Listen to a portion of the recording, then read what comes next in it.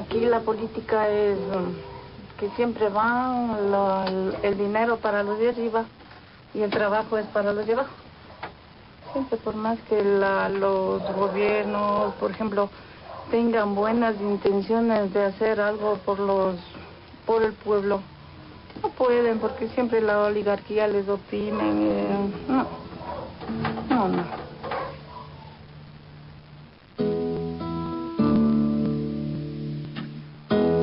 Mi hijo se fue hace un año, en el 2007. Sí. Él ahorita está trabajando en Pamplona. Ya. El trabajo de él está en construcción. Por ejemplo, mucha juventud que se gradúa y no tienen puestos de trabajo. Es por eso que ya la gente mejor trata es dejar las tierras propias y emigrar a otras partes. Entonces, en esa parte yo le doy fuerza a la distancia, le doy moral, que aprovechen lo joven. Entonces, y que siga adelante, con el sufrimiento se llega a adquirir cualquier cosa.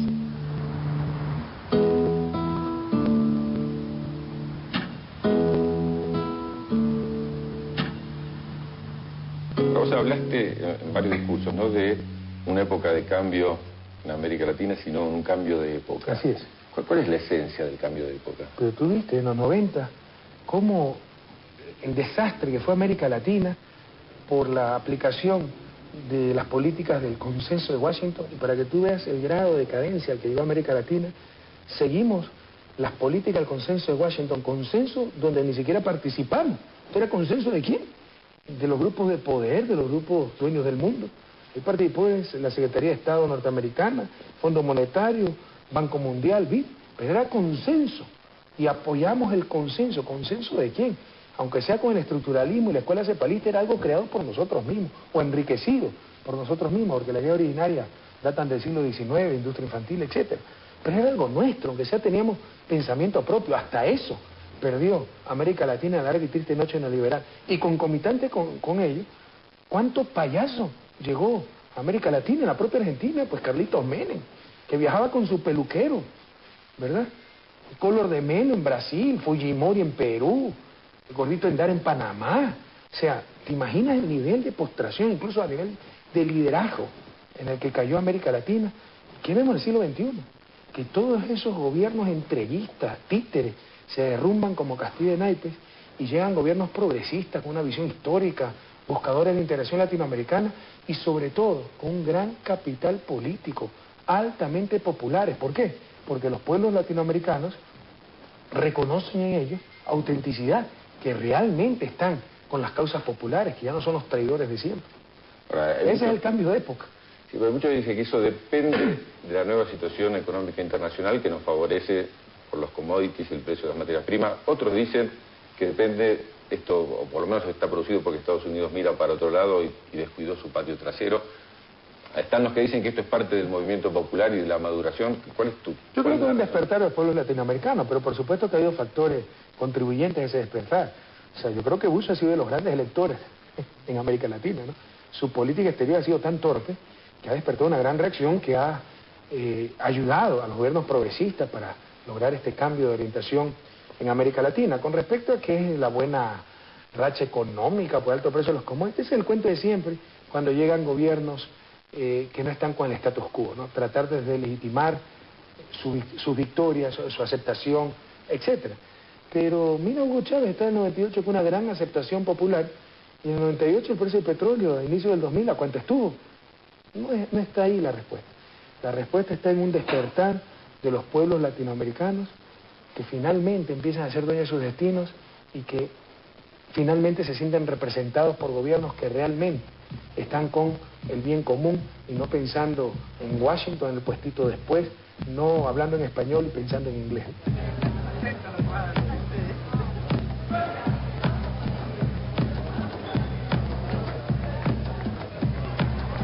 Así salió el comercio, compañero. Claro, árabe. Así salió el comercio. ¿Qué sucedió? Ahí tuvo que firmar dándoles a los peruanos. Y le hizo desaparecer a la planificación. Ahora no ponen en dólares, sino en barras de oro. Hay que ser estudioso de la historia. No hay que ser que me impostiza. No como otros dicen, eso no me importa, yo soy zapatero y con mi oficio me gano la plata. No, señor, tenemos que ver por la patria nueva. Si ustedes, carajo, se callan con la boca callada, no protestan, no levantan los puños, reclamando, no precisamente rodillas, sino con el puño en alto, levantado, a estos delincuentes, bandidos, sinvergüenzas que han gobernado el país. ¡Viva la patria, señores! ¡Viva el pueblo ecuatoriano!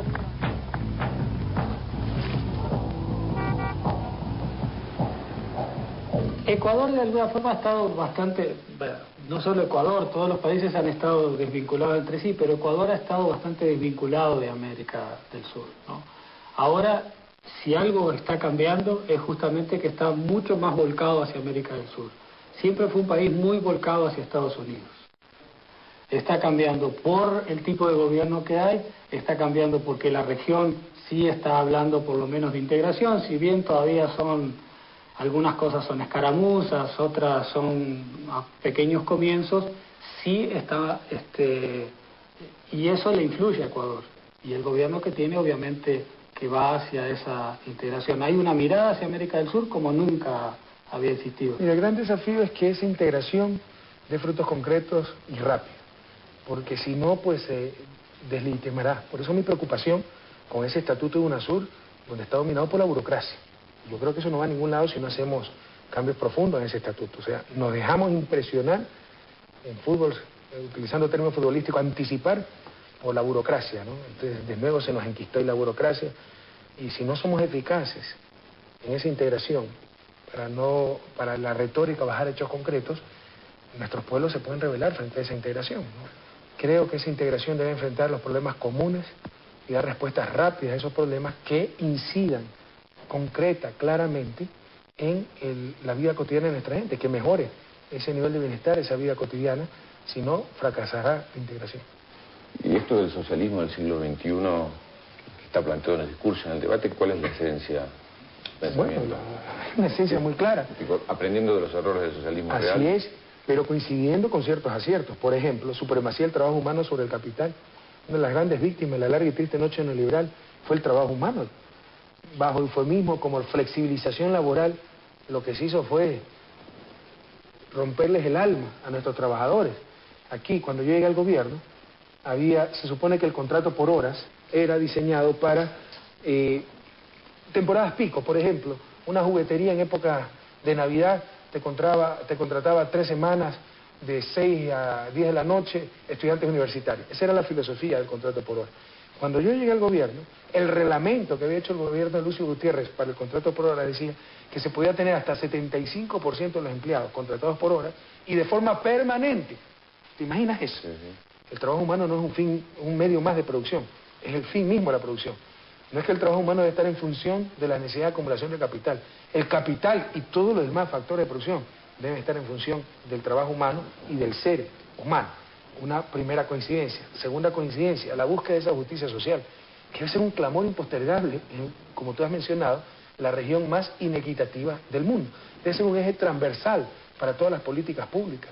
¿Qué hizo el neoliberalismo? En todas las políticas públicas exacerbaba esa desigualdad y lo pasaban como, bueno, la competencia, la ley más fuerte, sálvese quien pueda. Absurdos que destrozaron, como te decía hace un momento, la cohesión social, que es una de las principales fuentes de ingobernabilidad en América Latina. Entonces, en todo eso coincidimos con los postulados del socialismo tradicional. ¿En qué nos diferenciamos? Que en el siglo XXI, pues, las armas son los votos y los ejércitos los ciudadanos. Entonces, el materialismo dialéctico, el cambio violento, la lucha de clases, etcétera, ya no puede ser más aceptado. Hoy el socialismo del siglo XXI está presentando nuevas concepciones de desarrollo. Por ejemplo, en nuestra concepción de desarrollo buscamos el buen vivir, es suma causa de nuestros pueblos ancestrales, que no es vivir cada día mejor que quién, que nuestros padres, que nuestros vecinos, sino vivir bien, en función de nuestros principios, nuestros valores. Entonces, también el socialismo del siglo XXI está ensayando nuevas nociones de desarrollo que se diferencian grandemente de lo que siempre presentó el socialismo clásico y obviamente el capitalismo.